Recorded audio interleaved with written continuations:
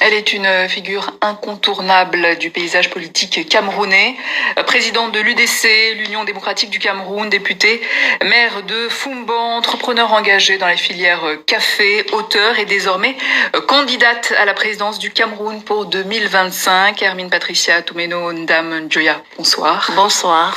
Alors on va revenir sur votre programme et d'abord, que vous inspire la candidature de Paul Biya, un 8e mandat à l'âge de 92 ans? C'est une candidature de trop et je ne suis pas la seule à le penser, c'est évident. 43 ans au pouvoir dans une république, c'est un peu trop. Qu'est-ce que ça dit du système politique camerounais? Le système politique camerounais est une république, la chose publique. Pour nous, les démocrates patriotes, citoyens, républicains qui aimons notre pays, cette Afrique en miniature dotée d'hommes et de femmes intelligents et avec des ressources incroyables au cœur du monde comme nous le pensons, avec cette histoire incroyable d'avoir été fille des Nations Unies, la première en Afrique centrale, parce que nous nous rappelons que les Camerounais étaient les premiers à aller aux Nations Unies avant les indépendances.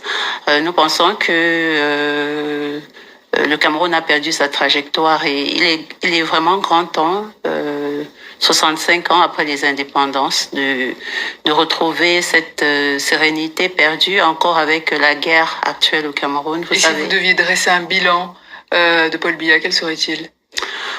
Disons que le bilan aujourd'hui est disons, condamnable.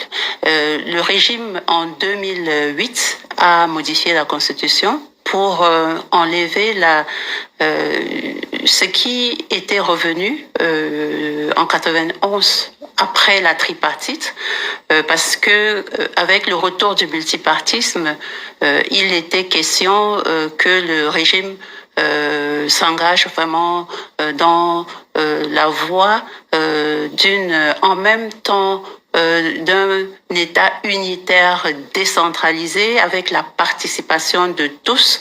Le mandat présidentiel était limité pour 5 ans, renouvelable une seule fois. Alors, ce verrou a été levé et à partir de ce moment-là, le pays a été pris en otage. Tout est arbitraire. On a un État parti aujourd'hui, malheureusement, et les conséquences sont évidentes. La pauvreté, malheureusement la corruption, et on a la grande majorité des Camerounais aujourd'hui, les jeunes, les femmes, quand on voit la pyramide des âges, entre 18 et 35 ans sont les plus nombreux. Imaginez des jeunes Camerounais qui n'ont connu qu'un président de la République. Les femmes qui sont les plus nombreuses sur 12 candidats, je suis l'unique femme, ce n'est pas reluisant. Et pensez-vous que le scrutin à venir le 12 octobre sera transparent et crédible? Nous pensons que le Cameroun est par nous tous et pour tous les Camerounais. Et nous n'allons pas continuer à laisser notre pays être confisqué par des personnes parce que le code électoral actuel, comme vous avez pu l'apprendre depuis 2021, dans le cadre d'une plateforme des partis politiques regroupant les forces les plus représentatives, nous nous sommes réunis pour modifier, pour appeler à une proposition de modification du code, qu'il soit participatif et consensuel, comme le veulent les instruments juridiques internationaux.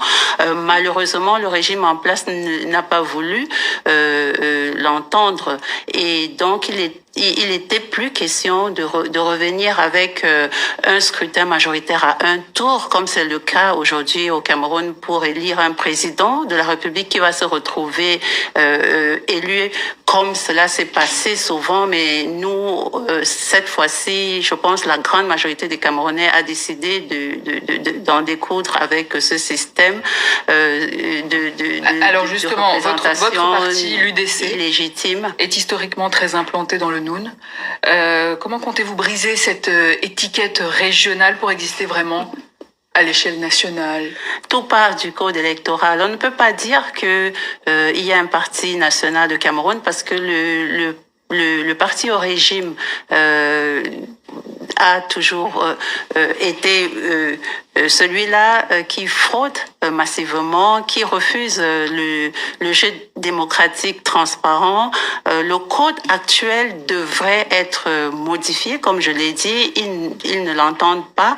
Et donc, nous disons souvent que s'il y avait 10 partis politiques comme l'Union démocratique du Cameroun dans les 10 régions du Cameroun, c'est-à-dire un parti constant, un parti qui, malgré le code électoral désuet, dépassé, malgré tout, a pu permettre que les citoyens soient là pour le jour du vote, sécuriser le vote et créer des espaces démocratiques et républicains.